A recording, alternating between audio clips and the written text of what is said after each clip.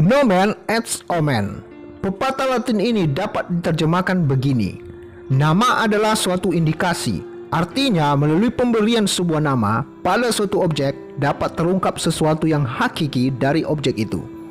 Pepatah ini dapat kita pinjam untuk diterapkan pada nama Pulau Nias dengan mengungkapkan kembali nama-nama yang pernah dijuluki pada pulau ini. Inilah ungkapan nama-nama yang pernah diberikan kepada Pulau Nias bagian kedua.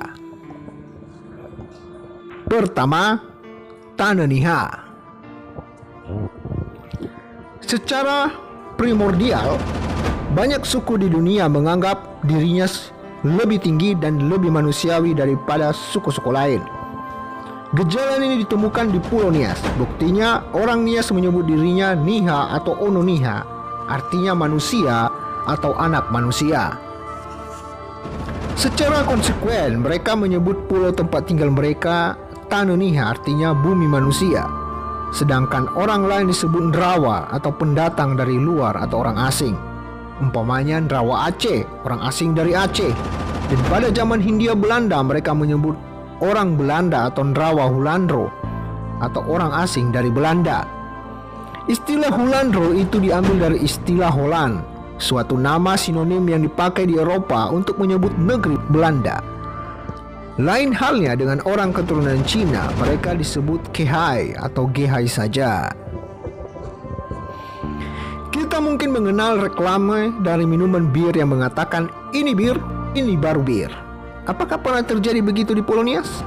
Apakah pernah diturunkan suatu suku Lafailo Ladada di Pulau Nias yang memiliki budaya dan taraf pendidikan lebih tinggi daripada suku-suku lain yang sudah kian menghuni Pulau Nias ini? Kemudian pendatang baru yang memiliki taraf pendidikan atau budaya yang lebih tinggi menyebut diri manusia, Niha.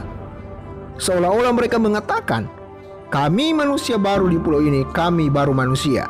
Dengan kata lain, kami manusia seutuhnya. Hal ini sangat mungkin. Mite-mite Nias berbicara tentang Bela atau Ono Bela yang hidup di atas pohon-pohon sebagai pemilik marga satwa. Mereka ini rupanya sudah kian hidup di Pulau Nias. Kemudian mereka dibodohi oleh manusia atau Niha karena dianggap rendah dan bukan manusia. Dengan gaya sombong, para pendatang baru menyebut dirinya manusia dan mulai berkuasa. Sedangkan tentang Onombela dikatakan bahwa pada suatu ketika mereka mengundurkan diri dan tidak nampak lagi. Untuk sementara kita tidak melanjutkan keterangan ini karena fokus kita adalah uraian berbagai nama Pulau Nias ini. Pada tahun 1154, Edrisi menyebut Pulau Nias ini dalam bukunya Nian. Begitu pula dalam tulisan Kazwini, dia juga menulis Nian. Berikut ini kita akan dapat menelaah lebih banyak lagi tentang kedua orang itu. Besar kemungkinan adanya hubungan kata antara Nian, Niha, dan Nias. Kedua, payung matahari. Dalam tesisnya di Universitas Cornell tahun 1986, Yoshiko Yamamoto menulis suatu dokumen yang historis dari abad ke-15 memberitahukan bahwa orang Cina menamakan Pulau Nias sebagai payung matahari atau Parasol Island. Tetapi tiada keterangan lebih lanjut tentang pulau itu. Selanjutnya Yamamoto menambah keterangan, kelihatannya tiada usaha pada waktu itu untuk membuat suatu perkampungan Cina di pulau itu. Boleh jadi bahwa kesimpulan dari Yamamoto ini kurang tepat, karena pada zaman dulu di wilayah Gomo sudah ditemukan perkampungan Cina dan Parasol Island. Harus diterjemahkan dengan tepat Pulau Payung Matahari. Hal ini berarti bahwa Pulau Nias, payung matahari, merupakan sesuatu yang penting atau di situ ditemukan orang yang memakai payung matahari.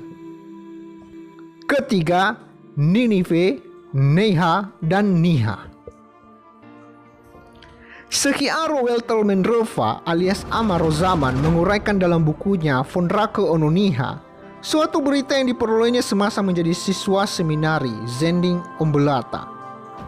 Menurut S.W. Menrova itu, mendiang almarhum Alak di sekitar seminar tersebut menyatakan kepada mereka asal-usul nama atau suku Nias. Keterangan ditemukan dalam tulisan tangan Bapak Pendeta Josefo Lawole almarhum yang sekitar tahun 1920 ditulis oleh beliau. Tulisan ini masih disimpan oleh penulis. S.W. Mendrova melanjutkan bahwa isi dari tulisan dan uraian tersebut adalah sebagai berikut. Sesudah kota Ninive jatuh di Persia daerah Syur, muncullah seorang raja yang bernama Ninus dan mendirikan kota Hile, kemudian memperluas kerajaannya. Kerajaannya ini disebut kerajaan Ninus Hile. Para panglima dari kerajaan ini gemar berlayar untuk mencari daerah-daerah lain yang akan menjadi perluasan jajahan kerajaan Ninus Hile. Kelompok pengarung lautan ini menamakan diri mereka sebagai Ninus Hile, dipendekkan NH, dengan ejaan sebut Neha. Sebagian dari rombongan itu mendarat di pulau ini. Oleh karena mereka yang lebih dahulu mendapatkannya, maka mereka menamainya Pulau Ninus Hile, disingkat NH. Lalu menghuni dan berdiam di Pulau Neha ini. Rumpun keturunan mereka menjadi Niha. Sejak itu nama rumpun yang menghuni pulau ini menyebut dirinya Ononiha, dan pulau yang dihuninya disebut Tananiha. Amar Zaman menyebut lagi keterangan Dr. M.G. Thompson yang berkesan bahwa orang Nias berasal dari Assam atau dari negeri Naga atau Nagaland. Dia menyimpulkan, demikianlah sampai pada saat ini daerah asal dari nenek moyang Ononiha dari bangsa mana mereka masih belum ada kepastian.